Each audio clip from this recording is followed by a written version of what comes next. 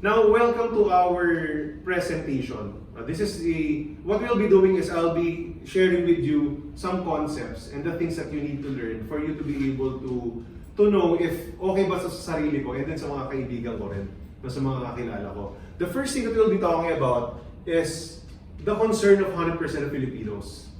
The truth of the matter is we have a problem. Tayo dito nga sa room na to, we have a problem that we are facing. And also the people outside of this room. So meaning, lahat talaga ito yung concern. So let's talk about this. The first thing is dying too soon. We have 3 major life uncertainties. How many uncertainties? 3 uncertainties. No? The first uncertainty is dying too soon.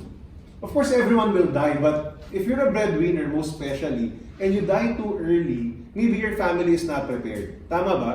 So that's a concern. If you are not protected and your family is not prepared, ano mangyayari sa kanila? May makakain pa ba sila? Maybe wala na. Makakapag-aral pa ba yung mga anak? Maybe hindi na. That's the major concern of dying too soon.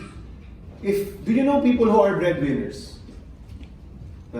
Yung sila yung major na nagpapasok ng income sa family nila. May mga kilala kayo? Maybe your parents, maybe kayo mismo. I'm just curious, sino dito breadwinner? Breadwinner siya. Wala. So, swerte. Di ba? Swerte. But maybe some of you, you know na malaking part din ng income mo na pupunta rin sa family. Meron bang ganon? Umaasa yung family sa kanila. Di ba? Maybe in the future, ganon yung mangyayari sa inyo.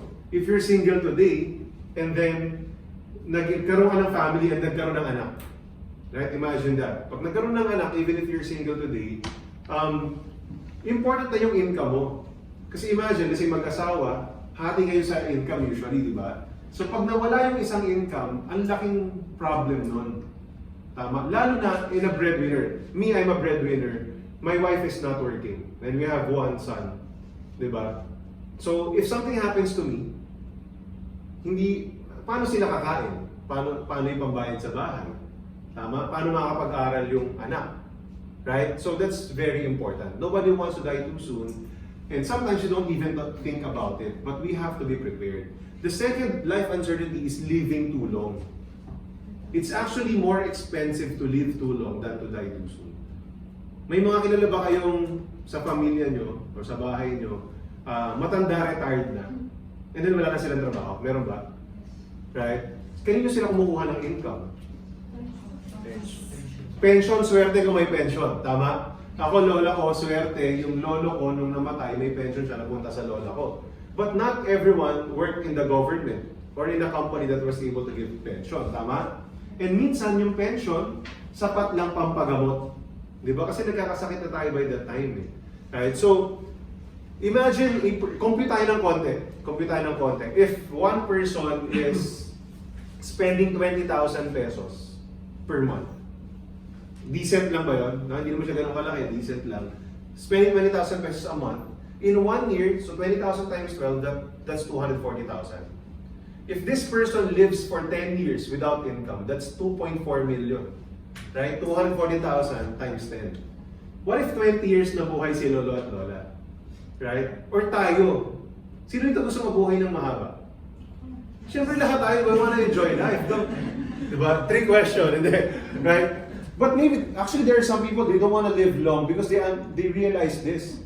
Anong kakainin ko for the next 20 years? What if 20 years? 240,000 times 20, that's 4.8 million. Saan mo kukunin yung 4.8 million? Maybe there are some people may retirement money, 1 million, 2 million, kulang pa din. Diba? And that is if you just spend 20,000 a month. Pang sa bahay, konting pagkain, konting luho. Diba? And then, meds na. Diba? Medical na. Usually, ganun talaga. Doon napupunta lahat medical bills. So, and most people are not prepared for this. Later, we'll talk more about this concern. Number 3 is sickness and disability. Right? Sino ba itong imposible magkasakit? Di ba wala naman We're not sure whether you or your friend or your family member might get sick. Sige, pabaltang ko yung tanong ko. Sino rito nagkaroon ng family member na nagkaroon ng sakit? Thank you. Critical illness. Pero may kakilalang kamag-anak nagkaroon ng critical illness. Stroke, heart attack, Ang tanong magkano nagastos? Maybe million. Right?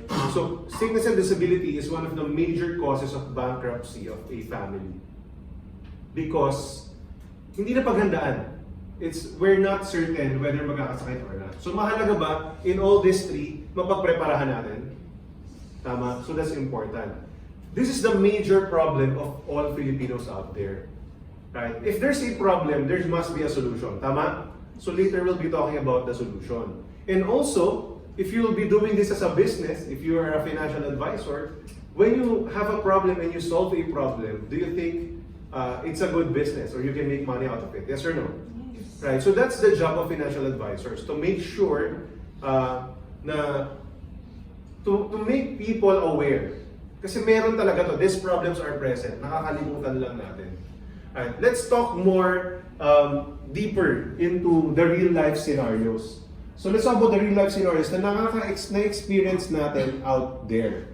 The first thing is the sandwich generation. Paano si sandwich generation? Ikaw ito, you have your own family, may kids ka, and then may parents ka. You got to help your parents, support your older parents, and you still have to support your own family. Naiipit ka na sa gitna. Sino ritong ganyan? Wala pa. Kasi maybe single pa. Pero sino ito yung tumutulong sa parents? Or tutulong sa parents in the future? Thank you. If ikaw yung major na nagsusupport sa parents mo, and magkakaroon ka ng family, dalawa yung kailangan mong tulungan. Medyo mabigat yun. And that's one of the major reasons why people were not able to invest. Di ba? Or, lalong hindi mo pagpreparahan yung future. Kasi yung present pa nga lang, kulang na yung income. Tama? So, if you are in the sandwich generation, your job is to make sure this stops from you.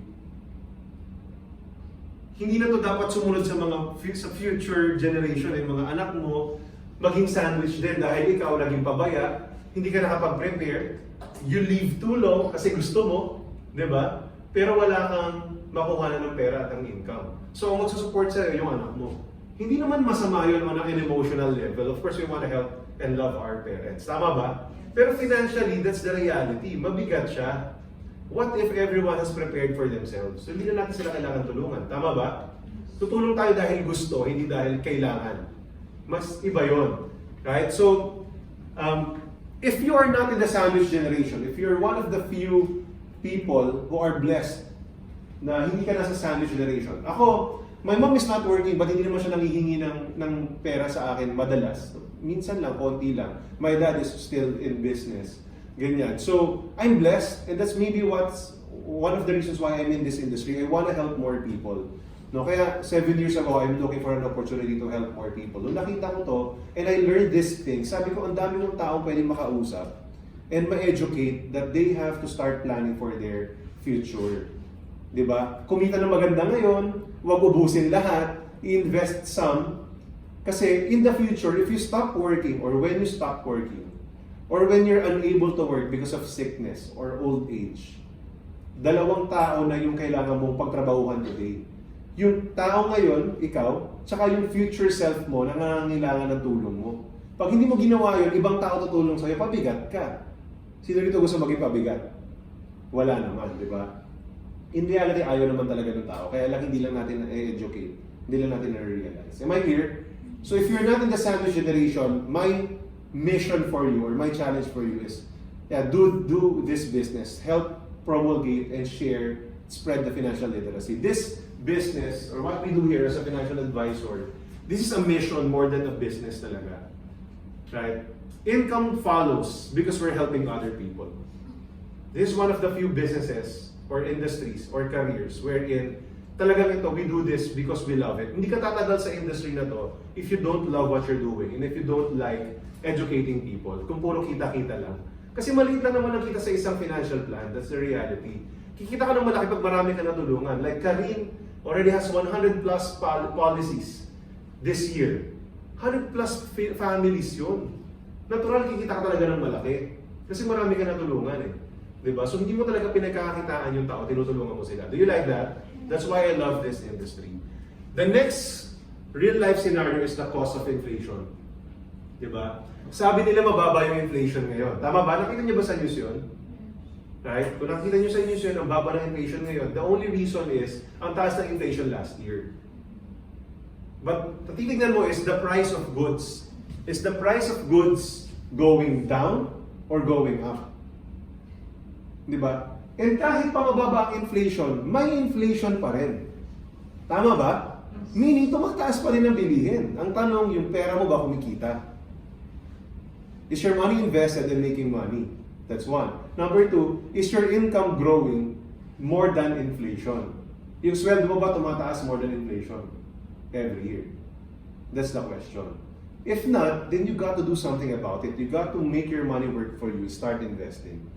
Right? So yun yung cause of inflation. The prices will always go up. The value of money always goes down. Right? Meaning, kung may 10,000 ka ngayon sa bangko, 5 years from now, 10,000 pa rin siya, tama? Pero hindi niya na mabibili yung 10,000 yung worth 10,000 pesos na mabibili mo today. Classic example, magkano po masahe sa jeep today? 9? 10 years ago, magkano? 10 years ago. 6 probably, 5, di ba? Say 5 or 6. So, half, 50% or more tinaas in 10 years. Regulated pa yan. Di ba? Regulated kasi yun, kaya maliit lang. Some or most prices, doble na in 10 years. Tuition fee increases. Right? Movie ticket, sino dito hindi nanonood ng sine? Di ba? Magkano na sine ngayon?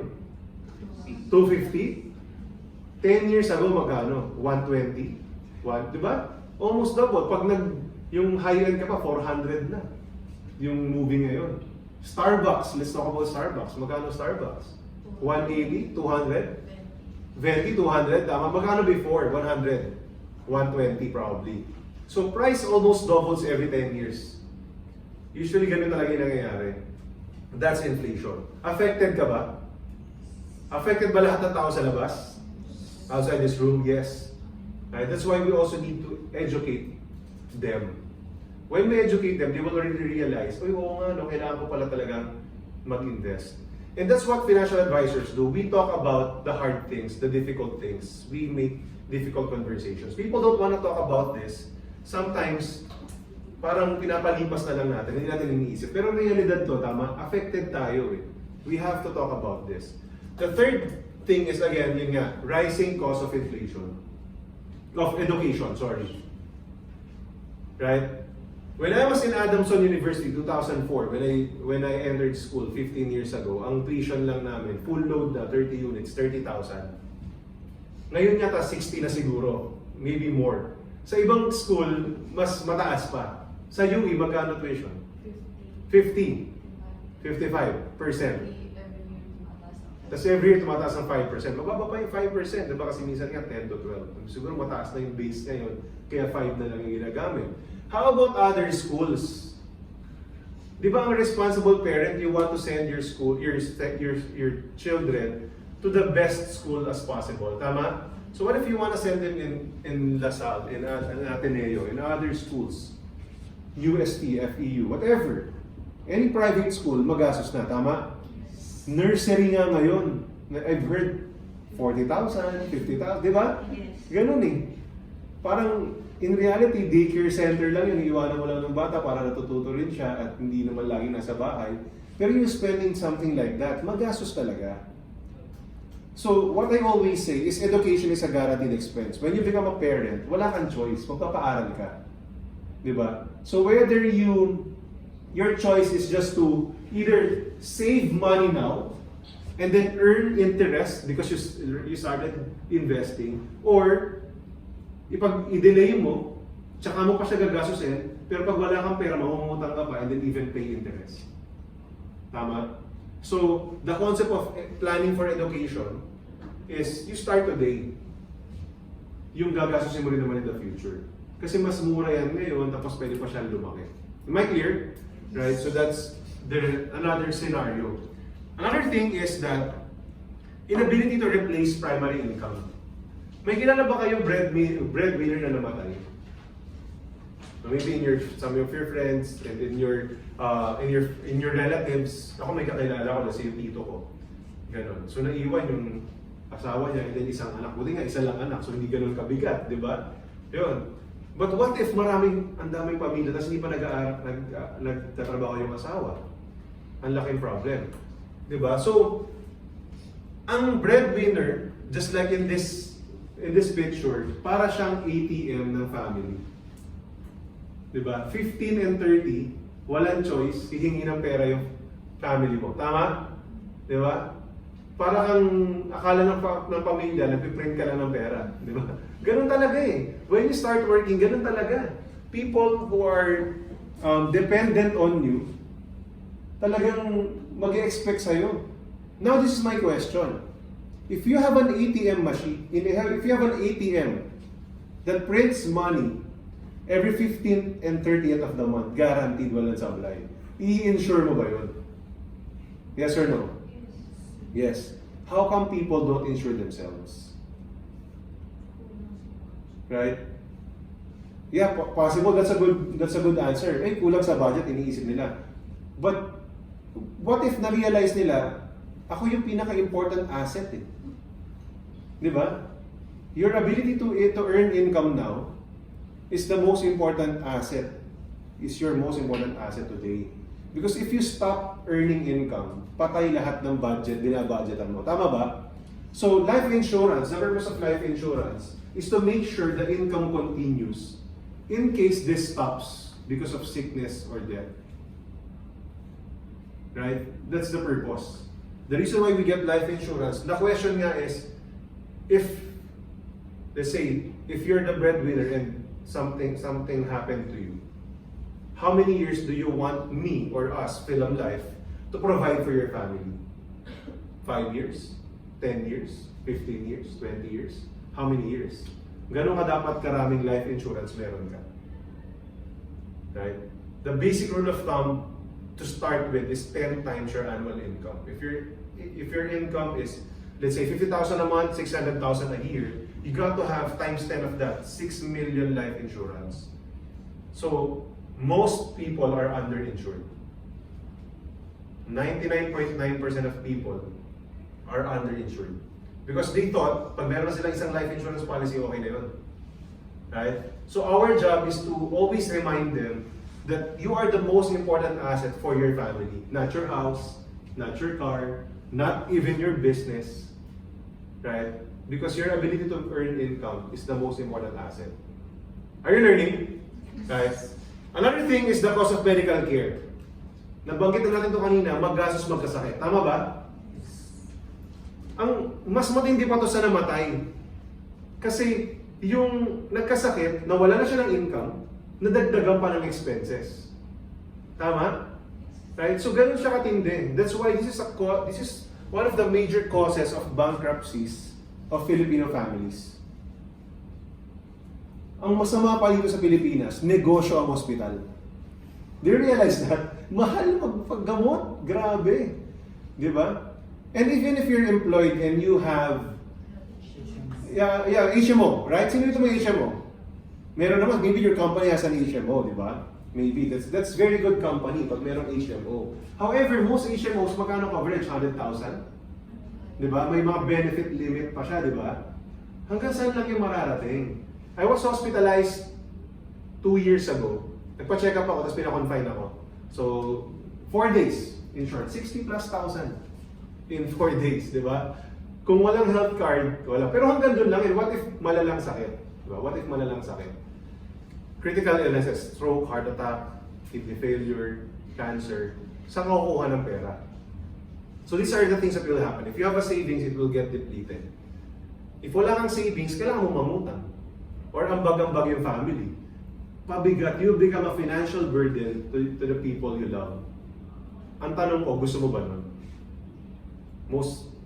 The answer of responsible people, ayoko nun. Tama. That's how important health insurance is. Health insurance is like the airbag. Before sumalpak yung aksidente, nandiyan siya to cover.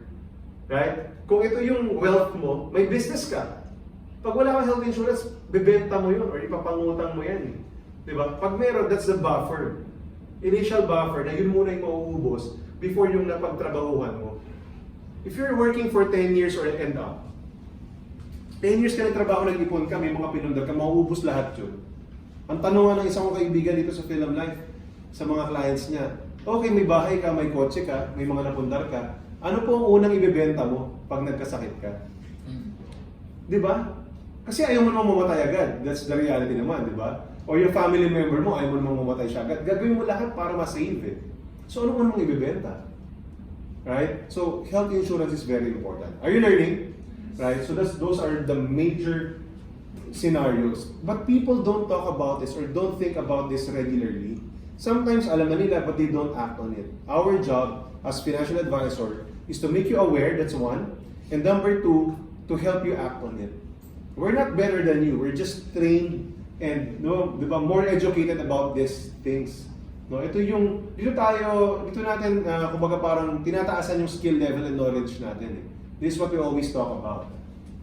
Another scenario is the retirement problem. There's a study in the US among 100 people. From age 25, tinutukan sila hanggang age 65. Ano nangyari sa kanila? 54% of people, of this group of people, are still dependent, either on relatives or in the government.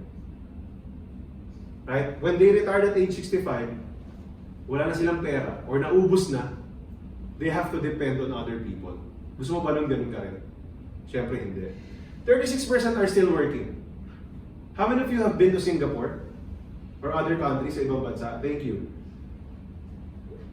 Nakakain na kayo sa mga hawker station, di ba? Sino naglilinis? Matanda, bata? Right? Di ba? Matanda. On one point, sabi mo, wow, ang galing naman tong country na to, may trabaho pa rin sa mga matatanda.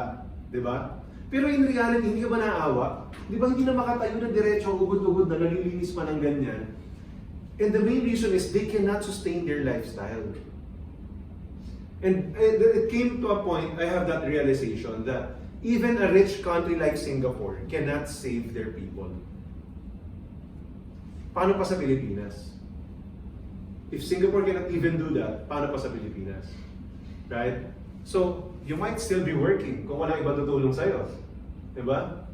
5% namatay, disease na, 4% are just okay, stable, and only 1% are wealthy or financially free. So, anong reason why most people fail, 95% of people fail, when it comes to retirement? We have 3 reasons. The first reason is there's no financial education. How many of you, for whatever we've talked about today, for the past 15-20 minutes, narinig na to or napag-aralan sa school? Wala, di ba? Maybe si Ken, may only a few. Tama? Bakit yung basic things na like this, hindi tinuturo sa school? Or walang subject sa school about personal finance. Tama ba? Merong about finance, investing, okay, meron. Sa accountancy, ganyan. Pag-compute ng pera ng ibang tao. How about sarili mong pera? Bakit wala? There's a conspiracy, hindi tinuturo sa school. Bakit ganon? Di ba? Because people, the school system is developed to train employees kasi. Yun talaga yung reason doon eh. So again, there's no financial education.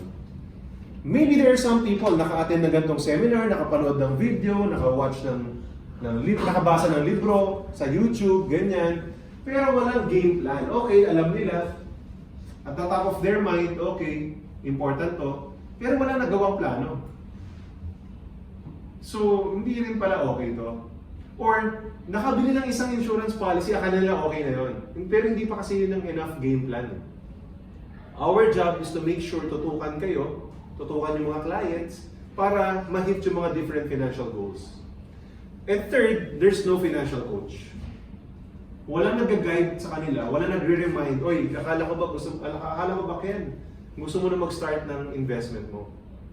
Akala ko ba, Isay, you don't want to retire nang wala kang income, and then yet you don't want to start your retirement plan. Akala ko ba ito yung target goal natin, pero ba't ang baba na sinisave mo? Iba rin yun, ha? Kunyari, gusto mo lang minimum, ang baba, pero ang laki ng goal mo, hindi match. Right? How many of you told yourself in the past, magda-diet na ako, or mag-exercise na ako, di ba? Ibang kwento, di ba? And yet, hindi mo, after one day, bukas na nga lang. Nakakatamad ngayon. Or sige, cheat day ko today. Tama ba? The main reason why these diet programs won't work most of the time is because walang coach. There's no accountability. Pag tayo lang mag-isa, hindi natin ginagawa yung dapat gawin. That's the reality. Pasaway tayo mga tao. We need someone to check us, to remind us. Ganon din sa finance. It doesn't mean financial advisors are better than you, better than other people. I always tell I have rich clients, richer than me. I cannot teach them to make money, but I can teach them to protect their wealth para hindi na maubos yan and distribute it. So hindi lang siya sa pag-iipon. Marami siyang purpose. Am I clear? Right? That's my goal. I know my worth because I can coach them in this area. You can coach them in this area. Are you learning?